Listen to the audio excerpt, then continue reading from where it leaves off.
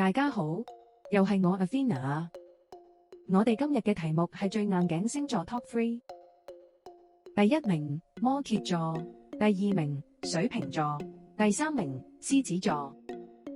第一名摩羯座，硬頸指數99分。摩羯座講求效率同成果，對認定咗嘅目標絕不動搖。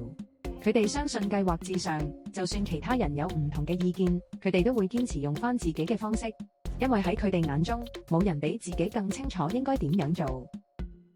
第二名水瓶座，硬頸指數95分。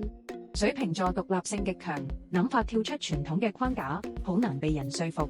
佢哋討厭被人干涉，越係有人想改變佢哋嘅決定，佢哋就會越堅持，因為佢哋覺得只有自己先係最明白自己嗰個。第三名獅子座，硬頸指數92分。獅子座天生就係領袖，認為自己嘅決定就係最有權威。佢哋自信又果斷，唔容易被人影響，有時甚至強勢到連旁人都會感受到嗰種王者風範。即使全世界都反對，獅子都唔會輕易讓步。